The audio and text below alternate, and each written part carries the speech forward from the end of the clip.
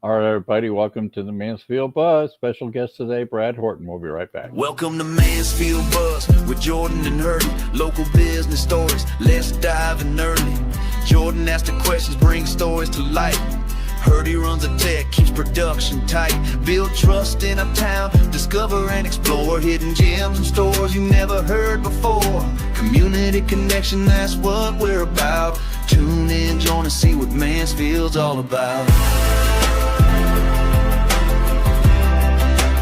Mansfield's all about. All right, everybody, welcome to the Mansfield Buzz Special Edition, Monday, 2 p.m. Although Jordan and I will be back with our own show Thursday. We're going to talk about some AI stuff and how the business field's been somewhat leveled for small business against large corporations now, which is really cool. So we're going to talk about that Thursday. But right now, welcome to the Mansfield Buzz. If you are checking us out, www.youtube.com at Mansfield TX Buzz. Definitely go subscribe, hit the thumbs up button at the bottom. That helps the algorithm during the show. If you miss the live, which a lot of people do, make sure on the on-demand you do the same thing. Hit the thumbs up button once you're going in it. Make a comment too. Today, before we get started with Brad, this is a special edition because a friend of mine, it happens to be the mayor of Kennedale, it happens to be running for House District 96. So I said, hey, why don't you come on to Buzz and let's talk about that a little bit. And so before all the big radio stations get a hold of him, he becomes famous, we want to make sure we have him on the Buzz. So, okay, if you want to be on our show, I have 3 dates left, November 20th, and then 2 dates in December we're booked, and then we're done till January 8th the next year. So everything's booked for the end of the year. So if you're interested in being on the show as a small business, Hurdy at hurdyburke.com. Just put in the subject line, come join our fantastic host, Jordan, like he said last week on the show. And yeah, he didn't think I was watching. That's cool. But anyhow, so, if you want to come here, Jordan, then just put that. I want to hear Jordan in the next show. So book a date with us and we'll get those dates out to you. And let's see. We're going to do a rewind really quick, Jordan. This is pretty funny. So as you know, we have a new section called the rewind section. So we'll be right back. Quick rewind, keep it tight. Highlights, prime to ignite. Catch the vibe, feel the rush. Previously on the Mansfield Buzz. You can't just trust anyone with your kids, but you can trust us here at Play Park MTX.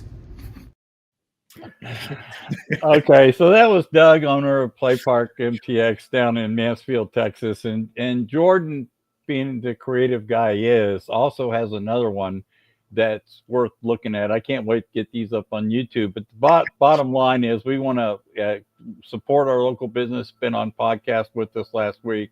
So go, if you got kiddos and they like big play equipment, they're going to love Play Park MTX right there in Mansfield. So go check them out, okay, guys?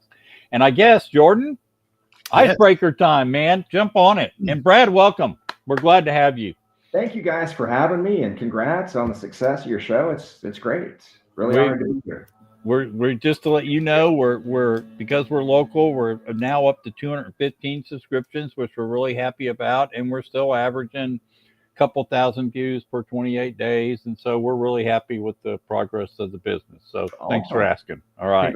It's really exciting. I'd love to have you here too. I mean, I wanted to be recorded, right? We got first. You're going to be all over it, but we got you in first. So you may regret saying that. I'm just saying, but we might. No, I'm kidding. No, I think we're excited. I'm excited. I'm glad you're doing it, actually. And I'm coming to it cold, which I love. So these are going to be like very organic because I'm gonna have so many things I want to ask you. I have a list here, but I might go off script. All right, love it. The first thing I want to ask you about is our icebreaker. What the heck? I'm pretty sure last time I talked to you about this, you said no, we weren't gonna run. You're right. What happened there? You're absolutely right. So what happened? When Representative Cook announced he was going to run for the Senate, I was actually working from home today. We were in the process, our company was in the process of trying to acquire another accounting firm, and I didn't think much of it. I think my wife she's like, hey, David Cook's running for state Senate. I'm like, okay, cool. And I didn't. And then that afternoon, my phone started ringing. Hey, you ought to consider running for David Cook's seat, and some consultants, some political folks, and stuff like that. And I'm like, no. And then it kind of that week, I kind of kept getting some more inquiries about it. So I'm like, you know what? I'll look into it. So, I went down to Austin. I met with folks. Representative Cook was gracious enough to meet with me. Representative Richardson up out of Collin County was gracious enough to meet with me, and it was really intriguing. But at that time, I'm like, you know what? I can't do it right now. I don't have the time. And so this was probably mid-July. I made a Facebook post, and I think I said something on LinkedIn. And then, over the next few months, people kept saying, you ought to throw your hat in there. You ought to throw your hat in there. And, I'm like, yeah, okay. And, certainly prayed about it, talked with the family about it. And I guess maybe a few weeks ago, I was at a mayor's meeting, and somebody's like, you ought to jump in. And I told my wife, I said, if somebody else reaches out, I think I'm going to do it. And she's like, all right. So they did, and here I am. So that's how I got into it. It just, it kept coming up, and, I'm just like, certainly I'm a person of faith. I'm a Christian. I pray. I believe in the power of prayer. And, sometimes I found that God doesn't usually give me the lightning bolt answer, but, sometimes things keep coming up like this, and, hopefully that's the case here, but that's why. So. And just to be clear, it's House District 96, correct? Yes, sir. District 96. District 96, and that covers Southwest Arlington, most of Kennedale, most of Mansfield, and then it kind of runs west along 1187. It's got a little bit of Fort Worth, Burleson, Crowley in that area. So it's a pretty wide swath, if you will. Now before Jordan goes any further, I want to drop this up because I want to find out. This is your press release that I put up here for you. Where is this issued at, and how can people get it to distribute it? Are you going to build a single page website in the next month? What do you plan on doing to get the word out? That's correct. Yes. And the website that's actually out there got a landing page. It should be up and running this week. It's bradhortonfortexas.com. I think if you click there now, it's just kind of got the logo and place to volunteer for the campaign if you want, but it should be operational. Yes. Can you repeat that, Brad, real quick? Brad Horton for Texas. BradHortonforTexas.com. Got it. All right. I'll add it back as a link later. Okay. Thanks, Jordan. Let me interrupt. I just wanted to get that. I wanted to put that press release up because people can share that, we'll share it out for you too. All right. Appreciate it. Yeah, that's really cool. Okay. So that's awesome. I love it when you get those messages you just can't refuse. It hits you once, a second time. And it just straight up whacks you over the head. You're like, all right, I got it. Sure. So then my next question is, let's give everybody a little bit of insight. Obviously, I know you, but people watching this might not know you or be as familiar with you. Right now, you are the mayor of Kennedale. So give me a little bit of a background onto that. All right. Interesting. Yeah. So, when we moved, I graduated from Kennedale High School. My father was the school superintendent. I actually coached and taught at Kennedale High School. My wife and I got married. We lived in Southwest Arlington, probably about 50 feet north of District 96. So I've been around the district my whole life, and we wanted to move to Kennedale. We lived in Arlington for right off the corner of Green Oaks and Park Springs for 12 years, basically. Wow. And, our kids got into school age, and we wanted kind of that closer knit, not that Arlington, I love the city of Arlington. It's one of my happy places, but we just, my wife's from a small town, and we kind of wanted to raise our family in the city of Kennedale. So I moved, we built the house, moved, and I didn't really foresee myself getting involved in all this, if you will. But, I think I initially got involved when we live on a cul-de-sac. You guys have been over, and I think the city was planning to maybe come through and maybe make it a through, not necessarily a through street or whatever, but some of the citizens kind of fought back or whatever. And they're like, can you come to the meeting? And so I did. And I kind of got that. That's how I pretty much got involved in it all. To be honest with you. It wasn't something I planned to do or anything like that. I mean, it's been an honor, and certainly the city of Kennedale has its challenges. It's a great city, but like all small cities, it's got a lot of challenges, and one of those being we're very dependent on other entities, other municipalities for our existence. We depend on Arlington for our water. We depend on Tarrant County for infrastructure, the state of Texas for infrastructure. So it's a unique it's a unique place in that regard. You got those challenges. I gotta say, I do love that whenever I hear the story of, I'm seeing it in your bio, of your political career. It all began with a cul-de-sac. Yeah, I guess you could say so. So yeah, absolutely. It's always those little things that get you in trouble, isn't it? Yep. Indeed it is. Yep. Indeed it is. Yeah. Cool. But it is the little things that, it gets stuff make the biggest difference, really. Yeah, I agree. So now you've, had some time doing the mayor thing, which has had its own challenges. I know because I've talked about it quite a bit. And I mean, dude, you work hard.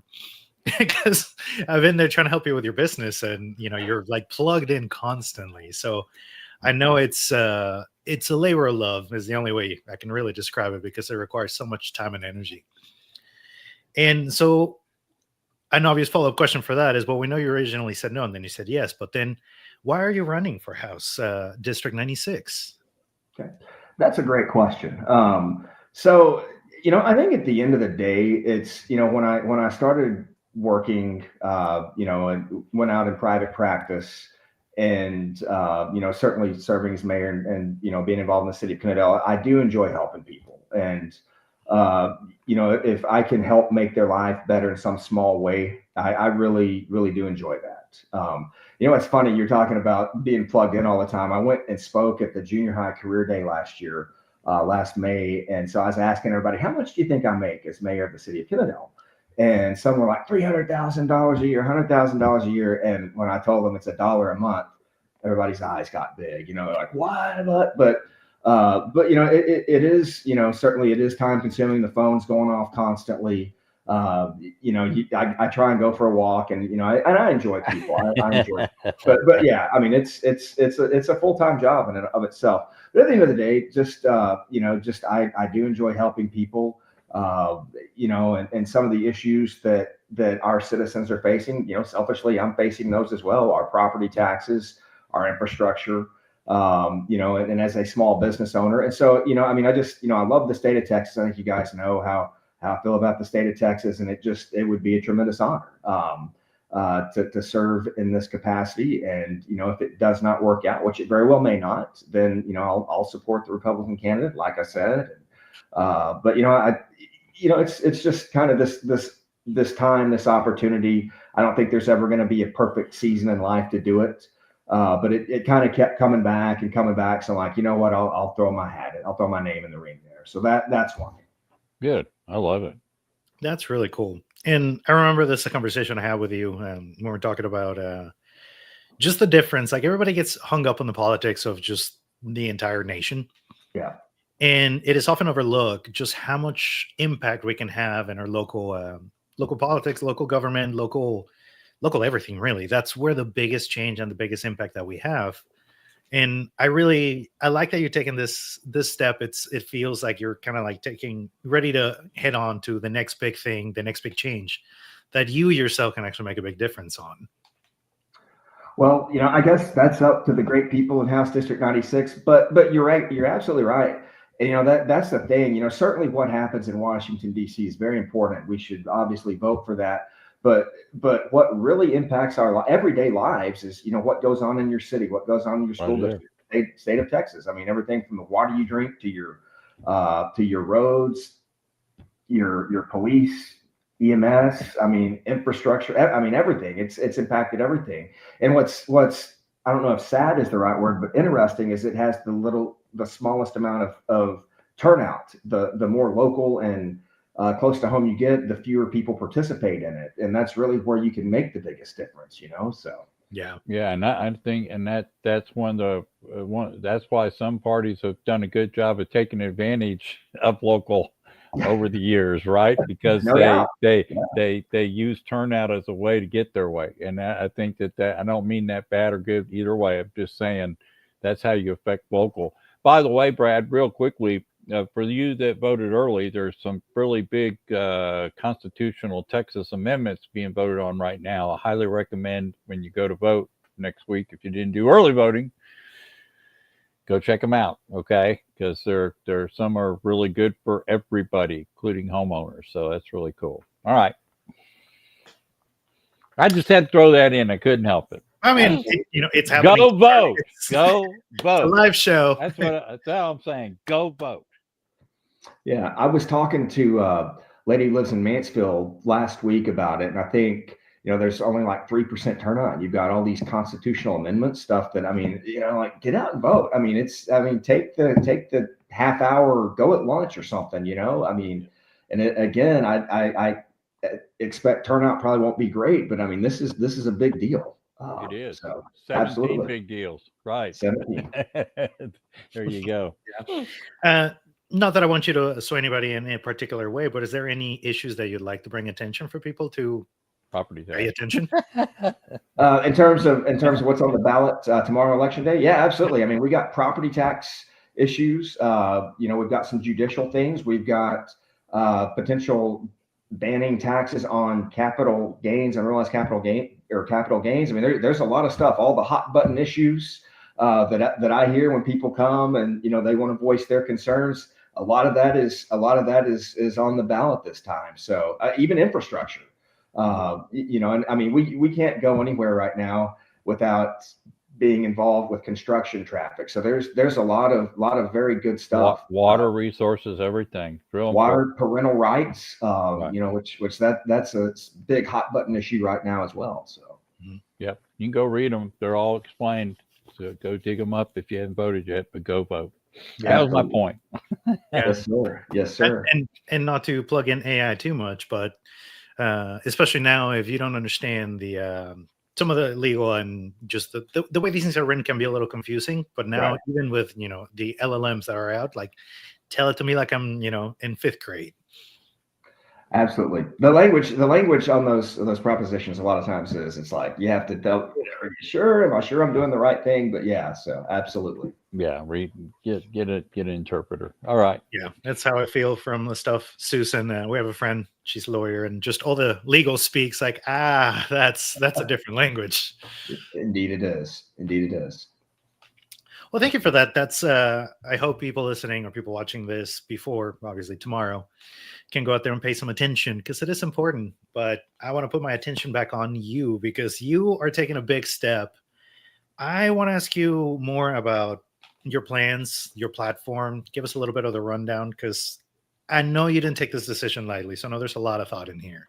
Certainly. Absolutely.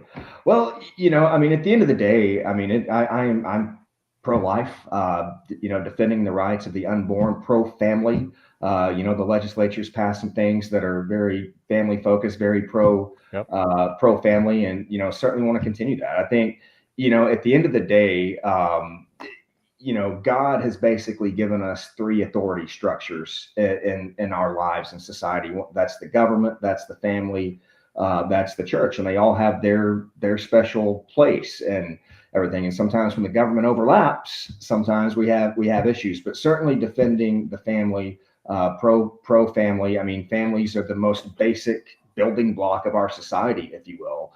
And so, what can we do to incentivize strong family units? Obviously, big supporter of the Second Amendment. I'm one of those that believe the First Amendment, right? First Amendment's there because we have the Second Amendment. Right. And, we can have this debate all day long, but I firmly don't believe, the folks that would disagree with me will say we have a gun problem. I would say I don't believe that at all. I believe we have a God problem.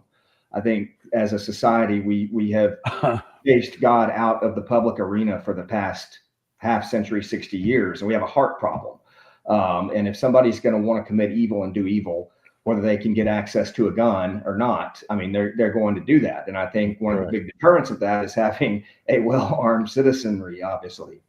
I mean, how many, there's thousands of gun laws already on the books that really don't work, in my opinion. So, that's another thing. Border security, even though we're quite a ways from the border, I think that's something everybody's concerned with, especially in our district. And human trafficking, some of the stuff we've heard that's come across the border, in the previous presidential administration is very concerning. And what can we do to continue to strengthen our border? And folks that want to come here the right way and want to assimilate into American culture, American life, absolutely. But I mean, we've got to get the border under control. I think everybody's concerned with election security, election integrity, especially after 2020. And so, that's obviously a big issue to me. And then certainly I mentioned it earlier, but parental rights, parents, I believe that parents have the right to decide how their children are raised, not necessarily a government. And, any types of decisions involving child raising, children's education should be made at home. And then obviously another big issue to you guys as well as me is small business owners. It's something that's near and dear to my heart, as we are small business owners. And, how can we continue to eliminate that red tape? Can Texas continue to thrive? Can it be a place where people want to continue to conduct business?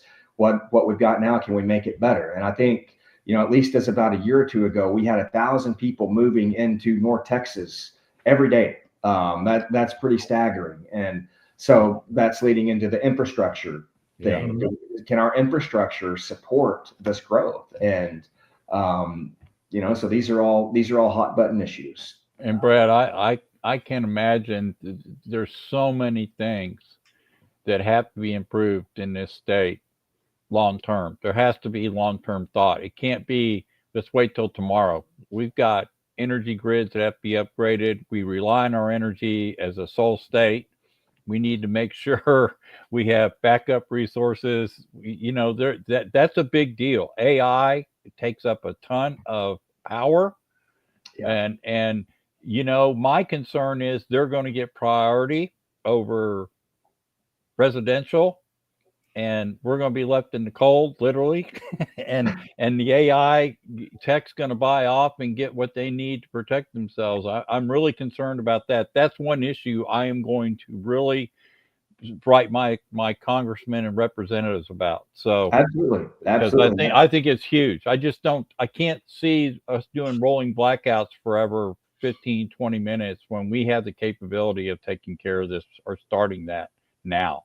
So that's my hot button right now. Absolutely. And California is a beautiful state, but we don't want to become California. No, we do not. Every time you turn around, you see like on the news, rolling blackout. Yeah. I mean, there's just so many things, when you have a triplex like Dallas to Houston, Austin, San Antonio, right? 95% of the population lives on this side of the state. You've got to accommodate all these people moving in. And I think there's a lot of pressure. There'll be a lot of stuff going on, and having people like yourself that are physically, physical and understand the problems in the future need to start addressing the future stuff, so yeah. So so sorry to go down my dirt road on your platform, but no, absolutely. But these are things people are going to ask. I mean, absolutely. Yeah. And probably the last thing, another very important thing is our property taxes. I mean, terrible. We've got to get rid of them. And terrible. But it's not just let's get rid of them, because if we don't, we've also got to commit to reducing spending. Yeah. And I think property taxes, this is from the great Chandler Crouch, by the way. I think property taxes bring in roughly $86 billion in revenue. And I mean, they fund all kinds of things, but I mean, right now, okay, yeah, let's get rid of them, but we've got to be cautious, because if we don't reduce spending and get that under control, we could replace it with something as bad or worse as the property tax, we don't want to do that. So yes, we need to eliminate our property taxes, but we can't we've got to commit and have a long-term plan to reduce spending. And otherwise, what we have some sort of consumption tax, and nobody wants that. Right. What we should have is a what was it? I was half joking about this the other day, but it was like we should have a Texas residency, and then you got to live here at least 3 years before you can not pay income tax and vote until you get your Texas residency card. There you go. There you go. So Yeah. we could have 1,000 taxpayers moving in every day. There you go. Like have some sort of patriation tax or something to come in. Like you want to move to Texas, then here you go.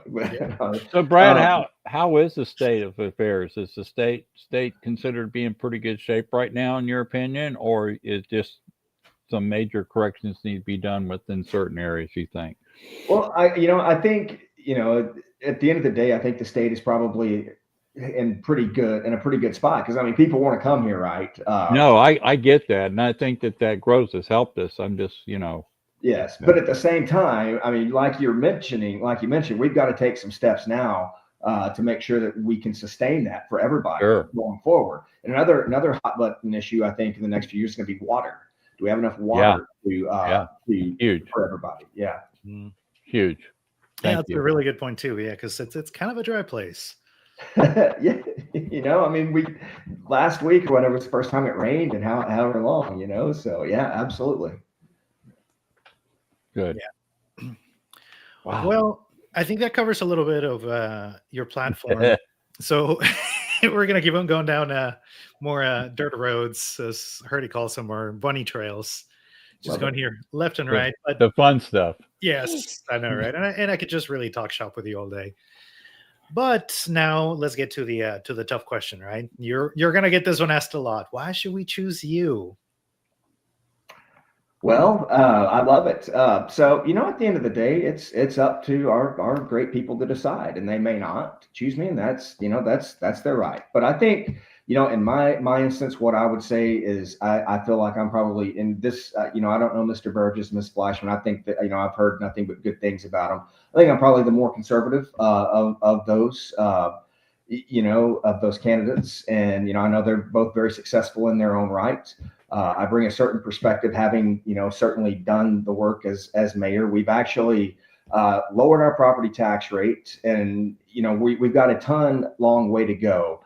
But I compare that relative to other municipalities, and Kennedale was the third highest tax jurisdiction when we took office, and now we're down to 8th. Now again, a long way to go, but that's especially a credit to our city, our staff, because they've had to make tough choices, and I've asked them to make tough choices because we have critical infrastructure needs. So being able to lower that tax rate while also, having a lot of big infrastructure capital expenditures has been a challenge. But anyway, I'm somebody that I think also, and is somebody that has taken on the man. I do that for a living, and I stand in between the man and my clients or the folks I represent. I've done that, and I enjoy doing that actually. And so I think that's something that, and I know, every situation is different, but standing in between the IRS and somebody, you get your waters tested, if you will. And I think another thing is a small business owner. We have a lot of small businesses in House District 96, and they're all near and dear to my heart, because when you're a small business owner, you're taking a risk. You want to live that great American dream in that way. And, I think I really empathize with small business owners. And so the issues that keep them up at night, can they make payroll? Can they, get the government out of their way so they can operate efficiently? Those things are very near and dear to my heart. And so that's what I would say. And as I mentioned earlier, I don't know the faith, but I'm somebody that is a person of faith, and that defines my worldview. Everything I do is based on my belief in God and Jesus Christ. And, and I will say I am a sinner in need of God's grace, probably more so than the next person. But I do admit that, right? But I mean, that defines my worldview. That defines, I believe we're a nation that was founded on Judeo-Christian principles, and we need to preserve that. And that's kind of in recent years, I say recent, probably the past half century, we've gotten away from that. I believe we need to get back to that. I think it's of first importance to get back to that. So that would be my 30-second elevator pitch that probably went about 5 minutes. Well, I'm gonna throw something in. First of all, on the center thing, the line we all stand in is pretty long, so don't get too upset about that. Secondly, I will make some observations about you that you probably said it, but I'm going to say it, and that is from being around you, you're trustworthy as heck. You're passionate about anything you do, and that's obviously that you pick that right up when you sit down with you any length of time. And your common sense is heck. It's amazing how when you talk to you, it's just strictly good common sense stuff. Think into this, do that. So those for me are good reasons why people should choose you. They're important. Thanks, sir. I appreciate You're welcome. It's true. That's my turn.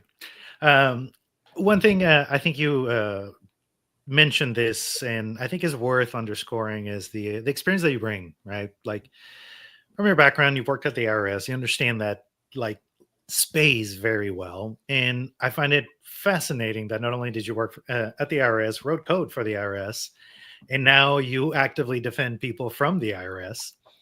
So that, I think that says a lot about you. It's you stand for the people. And you stand for what is right, regardless of what the institution is saying, which that goes a long way. You're not afraid to challenge something. You're not afraid to fight back. Actually, you do that. You figure out a way to do that for a living. And that is really worth something.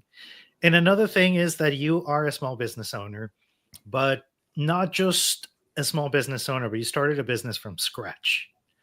And that is a hard thing to do. You faced how difficult it is, the ongoing issues that you're going with it, like that kind of insight into what it takes to build a business that is actually going to be a contributor to society and our economy.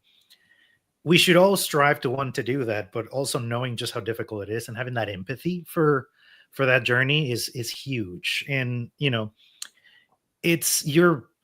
I feel like you're a much better dentist if you've had like dental work done. You know what it feels like. So you got a lot more empathy there. Right. Similarly, like just you having walked the road, you didn't come in and what do they call it? Like the glass slippers, like you pulled yourself up with the bootstraps and just went on it. And to me, I think that's something that I look for somebody that is going to either represent me or be a leader, somebody that I'm going to follow, is do they have that experience? Do they relate to me? Or are they just making assumptions? Because I come from working on the advertising world, especially for Fortune 500 companies. And to me, it was just really interesting listening to the C-suite executives talking, for example, in Old Navy, talking about their customer and just being blatantly obvious how they just don't understand. It's like, dude, you make $2 million a year. and they try to explain to you like what your average Old Navy shopper goes through.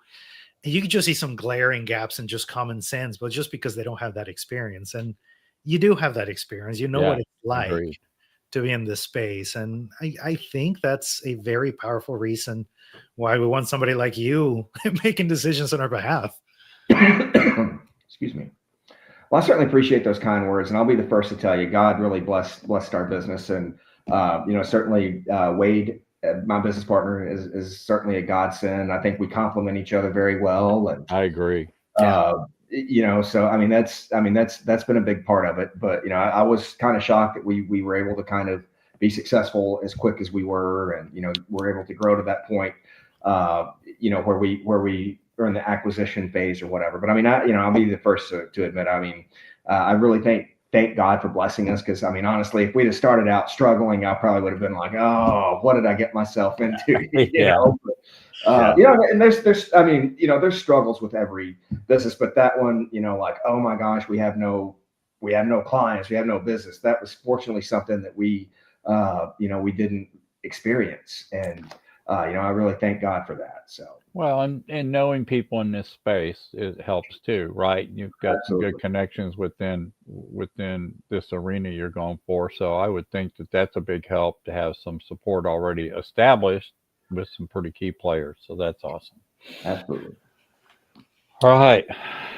Let's go into our next question. So now let's dive deep because, we talked about how you have experience as a small business owner. You also have experience being the mayor and actually solving problems. So Can you give us a little bit about how this has shaped you? Because if I'm not mistaken, I think you're the only person running that has like this kind of a background experience.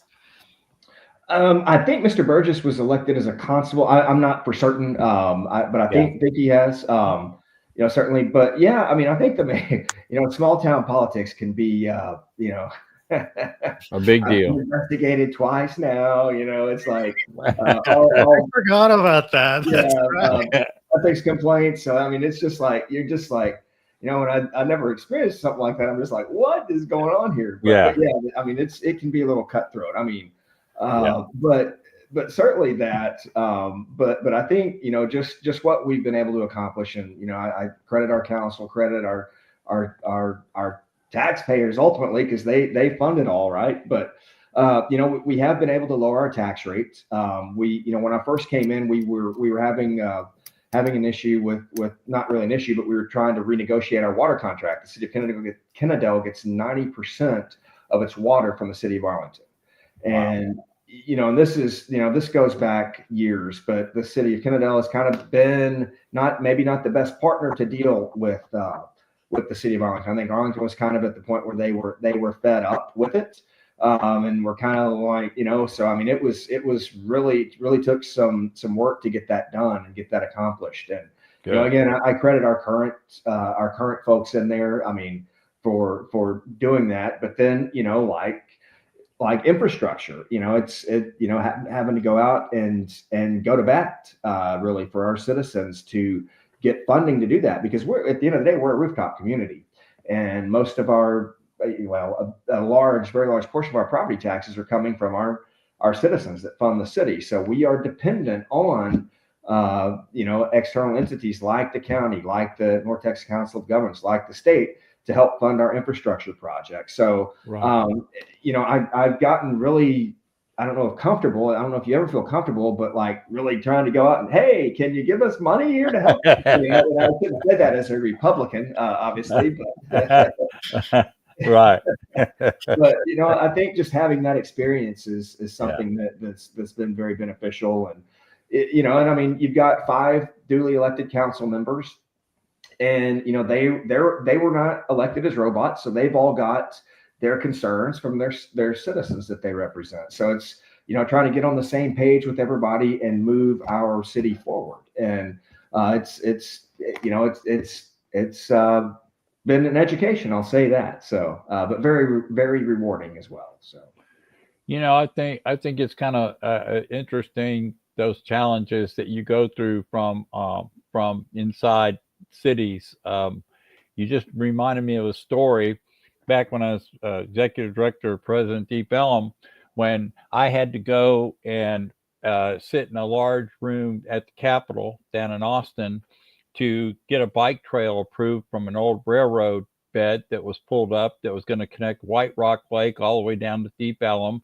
And here's what I did my research, and here's what I learned. They wanted to know how many school districts the trail went by.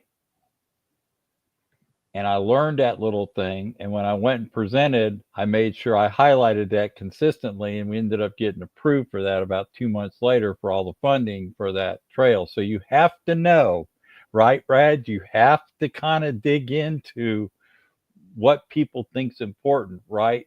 Absolutely. That you may not even think about this. So yeah. So you just reminded me of that. That's great. Yeah. Water battles. So, oh my gosh, I can't imagine. I can't imagine. Also, I guess one of the things I really hadn't thought about this before, but now that you're, talking about this, is when it comes to working with, like institutions like this, like a lot of it is just trying to convince people to help you that you have absolutely no authority over. So it's like all an act of like just talking them into it. It is. And, they may not like you at all. They may like, here comes this guy, I cannot stand him. Here he comes. So it is. You have no authority over it, but, you just, but I mean, at the same time, you kind of appeal to, hey, we serve the same people. We're serving our citizens. Our citizens, are dependent on this, et cetera, et cetera. So, but I mean, it's been, those have been very positive experiences as well. So, yeah. I mean, I'm thinking about it, dude. Like having an issue with, the city of Arlington with water, and like, oh God, here comes another one of those Kennedale guys. Right. And fortunately, I've gotten to know some folks with the city of Arlington. Very great people. Very, I know Yeah. several council members as well. Awesome people. And at the end of the day, they want to help people too. So, yeah. Yeah. And they want to protect their interests too. So, Absolutely. everybody Absolutely. has to sit down and figure it out. So, Yeah. No Then doubt. you get a walk-in cold and then just walk out with friends. Like it's quite literally your job. That's intense. Sure. Absolutely. so Absolutely. Jordan, you might want to ask him this. And that is, I know we got a couple questions to go, but I got to ask you this, Brad. So you're jumping in here in November, the primaries in March, then you have the election next November. How are you going to campaign? What is your how are you going to go about doing this? Well, since I jumped in, I've been calling folks, trying to find out who do I need to talk to, this and that. And Right. I'm going to start knocking doors here very soon and just trying to connect with voters. Okay. And I mean, obviously, working to get campaign donations and things of that nature, which certainly helped as well. But I think we've got a good team around us that I mean, and certainly it's going to be very tough. You got two very talented folks in the primary you're going up against that are great folks. So it'll be tough. And at the end of the day, we'll do our very best. And if that doesn't work out, then I think I like I said, supporting whoever wins the primary in the general election. But yeah, I mean, just really trying to connect with voters. And just. I really enjoy doing that, by the way. So I enjoy hearing people's stories, hearing their concerns, hearing their problems. Maybe not at 2 a.m. when their toilet's clogged up or something. They call me wanting me to get the city out to fix it, but no. Hey, in all seriousness, yeah, just really trying to connect with voters. So if you think there's three of you that are bidding for this position, what is the percentage that has to be obtained at the primary for there not to be a runoff? And do you anticipate, because there's three of you in it, that there's probably going to be a runoff? And there may be more. The filing. Okay. Wow. Yeah, there may be more. Okay. Gotcha. It's I believe it's just a simple majority, like 50.1%. I Okay. think, in that vicinity. So. Okay. All right. Just so people know, there's always a possibility when you have more than 2 or 3 people running that there's going to be a special runoff election generally. But we want Brad just to go ahead and roll. Well, thanks. Appreciate that. Roll through it, huh? Roll the table. So let's dive even deeper. Now, take us about, and you give us a brief overview earlier, but let's dive a little deeper on some of the biggest issues you're running on, because that's what people are going to really be looking at is what are you aiming to fix and how? Absolutely. Well, again, defending the family, defending life is something that is very near and dear to my heart. Right. And then, property taxes. And I'll say this, I don't think I mentioned this, but I probably have somebody reach out to me on a weekly basis. I'm getting priced out of my home. And you've got seniors that are on fixed incomes that can't keep doing this, that can't keep paying more and more in property taxes. And that tugs on you. I mean, my heart goes out to people like that. And I don't really like mine going up either. It's tough, right? Yeah. But I mean, when people are really hurting like that, and they have, especially seniors that have worked their whole life and they don't truly own their homes. I mean, that's just not excusable to me. And we've got to fix this. And we can. I believe we can. But like we mentioned earlier, we got to get rid of it. We've got to reduce spending. And it's something that, we can't just necessarily say, all right, I'm going to the polls this November and we're gonna eliminate it. We've got to play the long game here. And we've got to be able to commit to reducing spending, to getting rid of waste. And I think one thing I might add that I didn't mention earlier is my time with the IRS. I saw firsthand what wasteful spending, red tape. And I think I did. I think that's one thing that I have that I have as an advantage is having a front row seat to that and just how it grates at me. But certainly that. And then another one is parental rights. You're all familiar with the term DEI and Yeah. Oh, critical race absolutely. theory. But Yeah. I mean, at the end of the and now you've got something, I don't know if you're familiar with SEL, social emotional learning, that's kind of crept in. And at the end of the day, these are not, in my opinion, I mean, they're not. I mean, they're not conducive with the American dream. No. And DEI, you hear the word equity and you think, oh, that's wonderful. Well, equity, when you are basically, just a very cheap view of this is, equity, that's like equity, like everybody ends up at the same finish line. That's not what our country was founded on. That stifles innovation, that stifles creativity, and it needs to be eliminated. Not to mention it pits people against each other. Yep. And, and it causes this resentment and hatred that has no business being taught in our schools. I agree.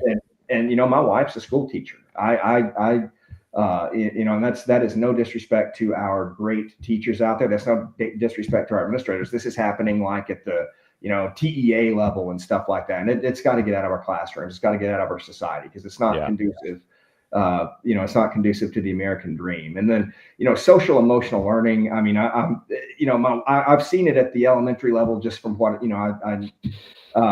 or not really seen it, but heard about it. And, this whole thing about there's a component of it where you soothe yourself. You soothe. Well, yeah, but I mean, at the end of the day, I would rather be comforted by my creator rather than myself, and so I don't think that's conducive to, I mean, it's like, you're right. Yeah. I'm talking with pastors, their concern is, it's trying to replace God. And, that whether that's the intent of it, that's what's happening in certain instances. And we can't, that stuff just doesn't belong in the classroom. Hey, I think, Brad, Turning Point is showing that people are interested in something outside themselves.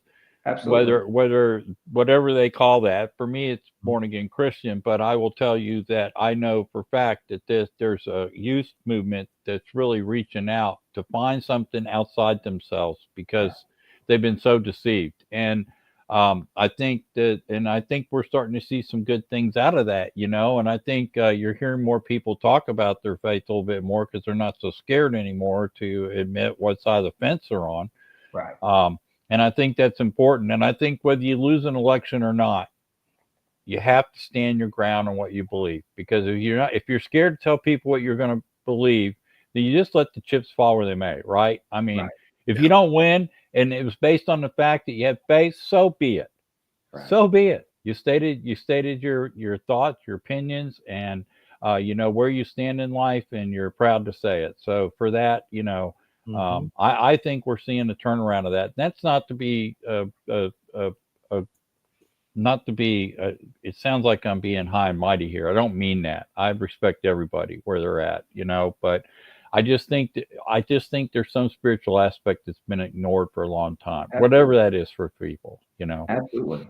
So. Yeah, no doubt. And it is, and you say that, and you mess up, and people are like, well, look at you, you're a typical Christian. Whatever. Oh, if they knew me in my 20s and 30s, the word messed up could be used a lot. So right. Well, and, there's an email. I sent an email. I was really, really frustrated, and what had proceeded to be a death threat, and I said a bad word in it a couple times. So, I don't blame you. So that went around, and people, look at you. You're and I shouldn't have said the bad. I right. shouldn't have said the bad word, but yes. So well, if you need somebody, I'll say it for you next time. Just let me know. I will. Okay. I'll just bleep it out and put a little emoji on it. It works really well. You're very good at that too. Amongst the very fact we're talking about this just shows a lot about what's on people's minds. I do think that parents care that, and Jordan can probably speak this better than me, but I think parents do really care to make sure their kids have values and have something stable to walk forward on, right, for their adult life coming up. So real important. Yeah. And we're seeing the results of not being important. Exactly. Yeah. Exactly.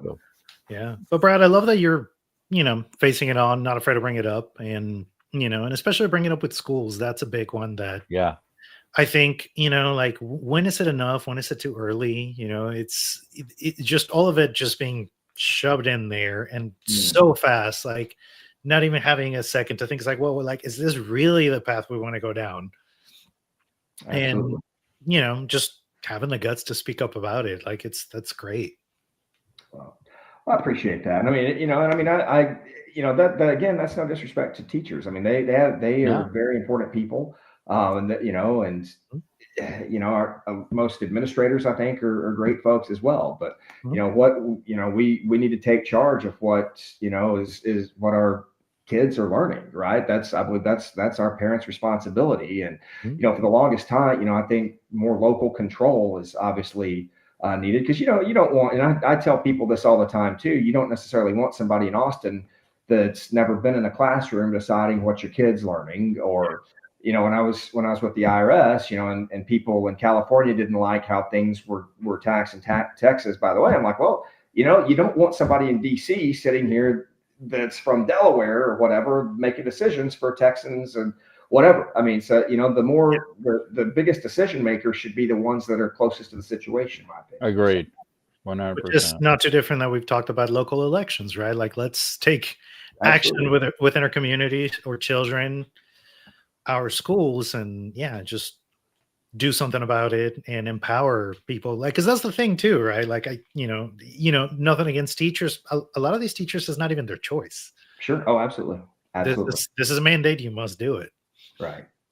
Absolutely. So indeed, no doubt about it. And I mean, some of the greatest people I know are educators and teachers. And I think back, some of the biggest influences in my life were football coaches and, teachers. And I remember Mike Gross was my junior high teacher when we first moved to Kennedale, probably one of the greatest historians of Abraham Lincoln that's around. And, I've been able to kind of keep in touch with him. Just a phenomenal teacher. Paul Trantham, football coach, baseball coach, great teacher of history. These guys are just phenomenal. And I know everybody's got folks like that, but yeah, teachers are some of the best people I know. So absolutely. That's awesome. Yeah, absolutely. I still remember our fourth grade teacher, and she, she was a huge milestone. And I remember what she told me, is like, you ask a lot of unpopular questions and they're going to make a lot of people angry, and don't ever lose that. That is one of your superpowers. And it gave me permission to just be me, and it stuck with me. I mean, I'm telling you about it right now. It stuck with me forever. Absolutely. Absolutely. So, yeah. Well, I want to make sure we get through this because I have two more questions for you. One is, how can you help? How can others help? How can people get involved? How can they support you? Like, how can we just empower you? Awesome. Well, certainly, just getting the word out. I've got to connect with voters. Got a Facebook page. It's Brad Horton for Texas. And then my website, our team's building that. It should be up this week, bradhortonfortexas.com. There's a place, where you can donate if you feel so led, even $5-10, that buys yard signs would be huge. If you can volunteer to maybe knock doors, make phone calls, just whatever you can to help, because, I think that, what we've talked about today, I think, just based on what I've seen so far in my time, I think these are concerns that a lot of the people that live in this district have. And these are concerns that they want to see met. And, I think that this is, if we can just kind of get the word out, I think that's the number one thing. So, but probably the most important thing I'd ask your audience is for your prayers. It's, certainly going to be tough. It's going to be a challenge, and it's going to be a grind. And, I'm a firm believer in the power of prayer. So, that would be the most important thing people can do, I would say. So that's awesome.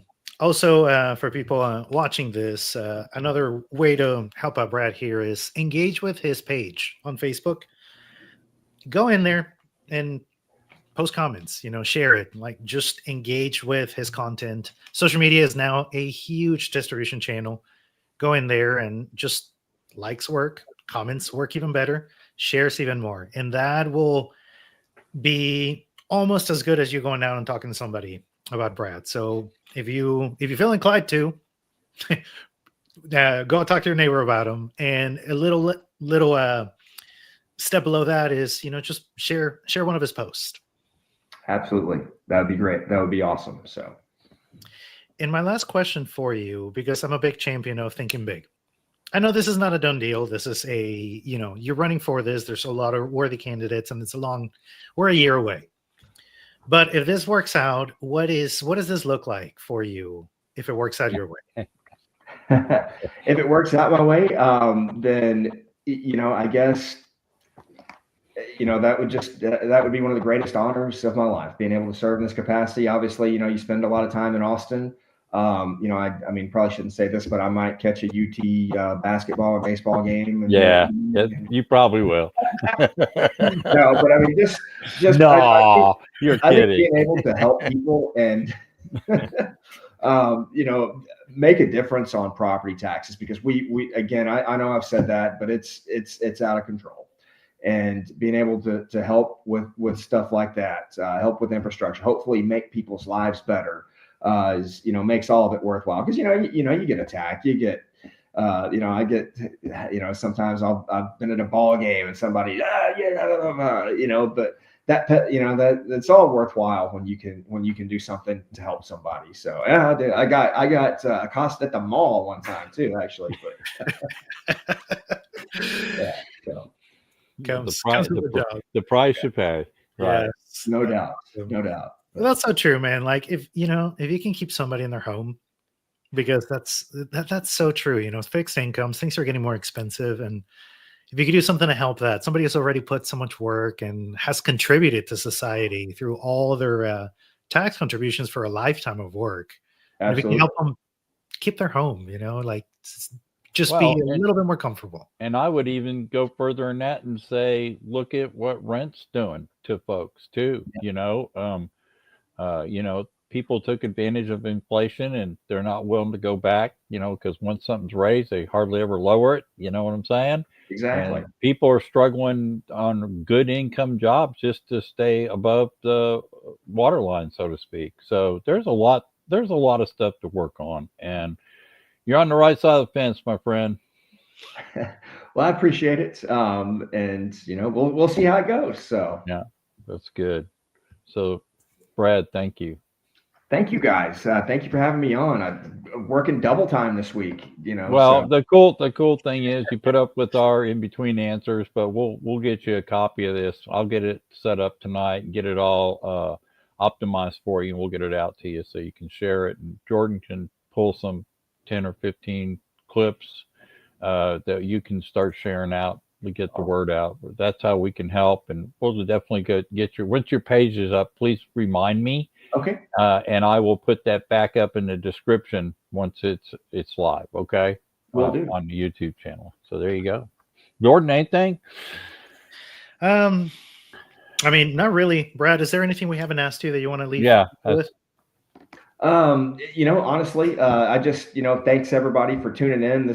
Thank you so much to Herdy and Jordan. What a great show. They are, their success is tremendous. I'm very grateful for you guys having me on, and make sure you check them out and like and follow their podcast. It's great. They've got some great business owners on too. Like I said, very near and dear to my heart. So thank you guys again. And to the great folks that live in House District 96, I'd be honored by your support and vote.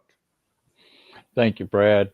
Sit tight with us when we finish this. We want to make sure we got your full recording. And guys, Jordan and I will be back Thursday at our normal time at 2:00, and we're going to take on, it's going to be me and Jordan, and we're going to talk about how some of the new marketing tools out there through AI world have helped level the playing field between the big boys and the smaller business, where now they can be found too if they're doing the right thing. So we're going to discuss that Thursday at 2:00. So everybody have a good day. Thanks for listening to Mansfield Post. See you Thursday at 2:00. Thank you, Brad Horton, again. And that is House 96. District seat 96, right? Yes, sir. Y'all have a good day. Bye-bye. Bye, y'all.